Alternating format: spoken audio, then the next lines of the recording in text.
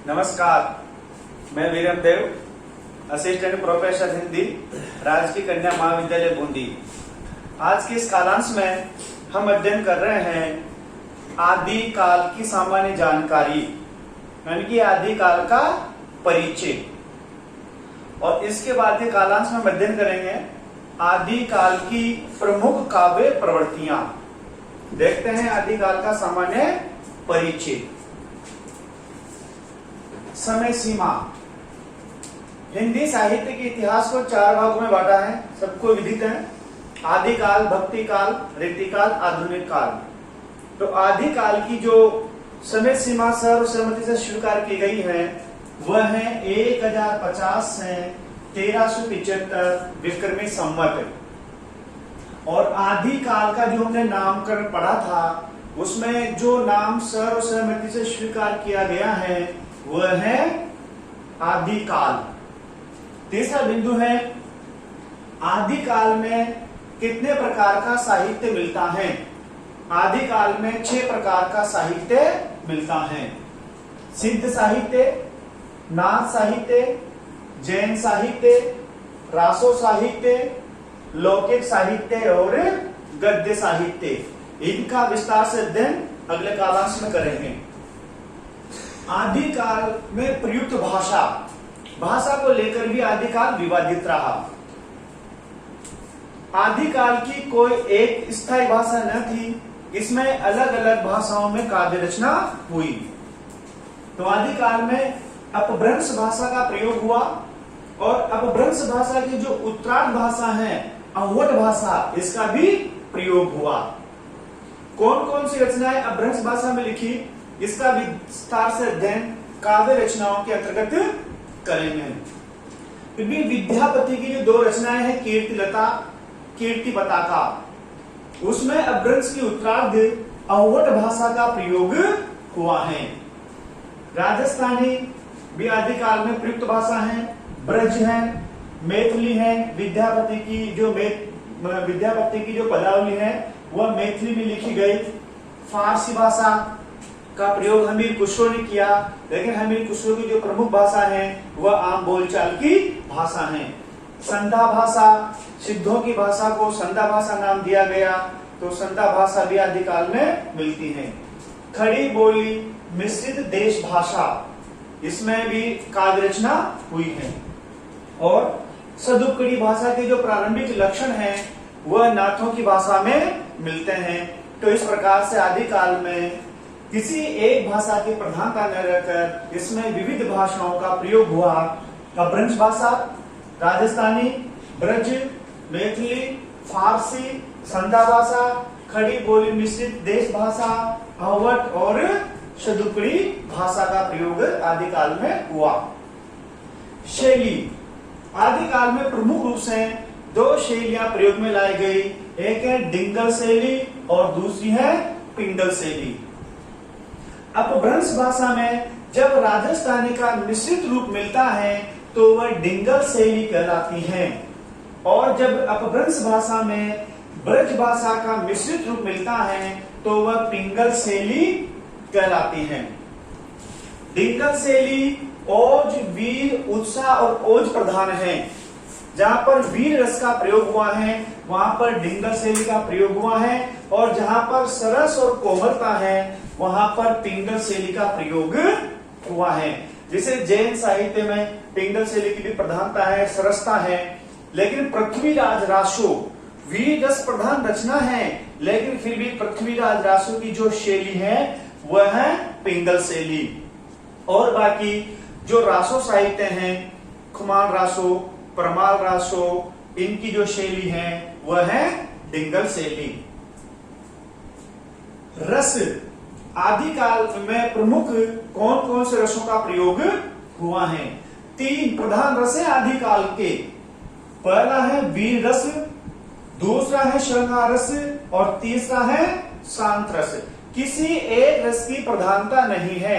जैसे भक्ति काल में शांत रस की प्रधानता है, रीति काल में श्रृंगार रस की प्रधानता है, उसी प्रकार से आदि काल में कोई एक प्रधान रस न होकर 3 रसों का इसमें प्रमुख रूप से प्रयोग हुआ है। पहला प्रधान रस है वीर रस, दूसरा रस है शृंगार रस और तीसरा रस है शांत रस। जो चारण कवि थे, चारण कवियों द्वारा जो रासो साहित्य लिखे गए, उन रासो साहित्य में वीर रस की प्रधानता है।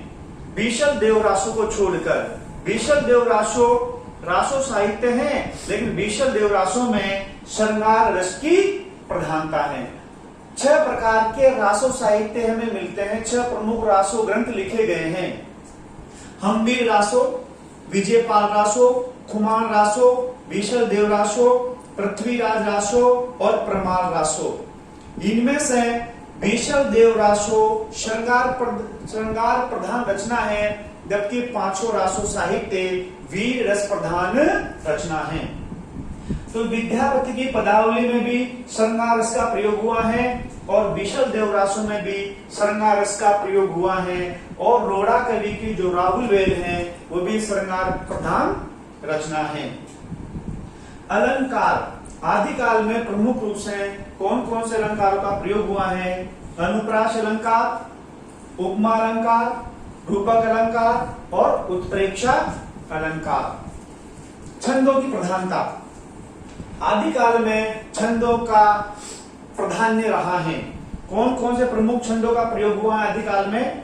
दोहा, तोमर, तोटक, गाथा या गाहा छंद, रोला, छप्पई, उल्लाला, पादरिया या पदरी और वीर छंद। छप्पई छंद, छप्पई छंदों की प्रधानता के कारण पृथ्वीराज रासो जो ग्रंथ है, चंद्रवरदाय को छप्पई का राजा कहा जाता है और छप्पई का राजा शिव सिंह सेंगर ने कहा है। और छंदों की प्रधानता के कारण ही पृथ्वीराज रासों को छंदों का अजायब घर भी कहा जाता है। एक और भी रचना है रीति काल की, जिसको भी छंदों का अजायब घर कहा जाता है, वह है केशवदास की रामचंद्रिका। रामचंद्रिका को भी छंदों का अजायब घर कहा जाता है और पृथ्वीराज रासो को भी छंदों का अजायब घर कहा जाता है। रामचंद्रिका को छंदों का अजायब घर कहा है रामस्वरूप चतुर्वेदी ने। और जो वीर छंद है, प्रमाण रासों में वीर छंद का प्रयोग हुआ है। वीर छंद का एक दोहा है, 12 बरस लोग कुकर जिए, अरु तेरे जिए सियार, बरस 18 क्षत्रिय जिए, आगे जीवन ने धिक्कार। इसमें वीर छंद का प्रयोग हुआ है। काव्य रूप आदिकाल में प्रमुख रूप से प्रबंधात्मक काव्य लिखे गए हैं और कुछ इसमें मुक्तक काव्य भी लिखे गए हैं। लेकिन काव्य रूप की प्रधानता क्या है? प्रबंधात्मक। आदिकाल में प्रमुख रूप से प्रबंधात्मक काव्य लिखे गए हैं और प्रबंधात्मकता के भी 2 भेद हैं, महाकाव्य और खंड काव्य। जैसे पृथ्वीराज रासो, खुमान रासो ये महाकाव्य के अंतर्गत आते हैं और संदेश राशक ये खंड काव्य के अंतर्गत आते हैं। मुक्तक काव्य भी लिखे गए हैं। बीशल देव रासो मुक्तक काव्य के अंतर्गत आता है और हमीर खुसरो का जो साहित्य है वह भी मुक्तक काव्य के अंतर्गत आता है। तो काव्य रूप की प्रधानता में प्रबंधात्मकता है और प्रबंधात्मकता में भी महाकाव्य की प्रधानता ज्यादा रही है। आदिकाल का जब हम काव्य प्रवृत्तियों के रूप में अध्ययन करेंगे तब जानेंगे कि आदिकाल की प्रमुख काव्य प्रवृत्तियां कौन कौन सी हैं। लेकिन यहाँ पर संक्षिप्त में जान लेते हैं। आदिकाल में प्रमुख 3 काव्य प्रवृत्तियों की प्रधानता रही है, धार्मिकता, श्रृंगारिकता और वीर गाथात्मकता। यानी कि आदिकाल में जो 6 प्रकार का साहित्य लिखा गया है उसे प्रमुख रूप से 3 भागों में बांटा गया, धार्मिक साहित्य, श्रृंगारिक साहित्य और वीर गाथात्मक साहित्य। धार्मिक साहित्य के अंतर्गत सिद्धों का साहित्य, नाथों का साहित्य और जैनों का साहित्य धार्मिक साहित्य के अंतर्गत आ जाता है, और जो गद्य साहित्य है और लौकिक साहित्य है वह श्रृंगारिक साहित्य के अंतर्गत आ जाता है, और जो रासो साहित्य है वह वीर गाथात्मकता के अंतर्गत आ जाता है। तो इस प्रकार से आदिकाल में प्रमुख 3 प्रकार का काव्य प्रवृत्तियों के जो लक्षण है वह है धार्मिकता, श्रृंगारिकता और वीर गाथात्मकता। आदिकाल का नाम जो शुक्ल जी ने वीर गाथा काल रखा था, वह प्रमुख 12 रचनाओं के आधार पर उन्होंने रखा। तो देखते हैं कि 12 रचनाएं कौन कौन सी हैं। हम्बीर रासो, विजयपाल रासो, कुमार रासो, विशल देव रासो, पृथ्वीराज रासो, प्रमाल रासो, जयचंद्र प्रकाश, जयमय जस चंद्रिका, कीर्ति लता, कीर्ति पताका, पदावली और खुशियों की पहेलियां। इनमें से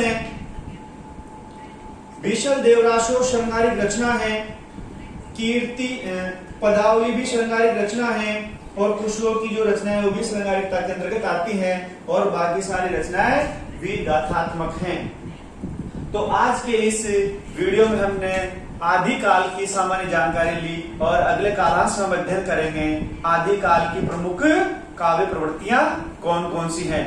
धन्यवाद।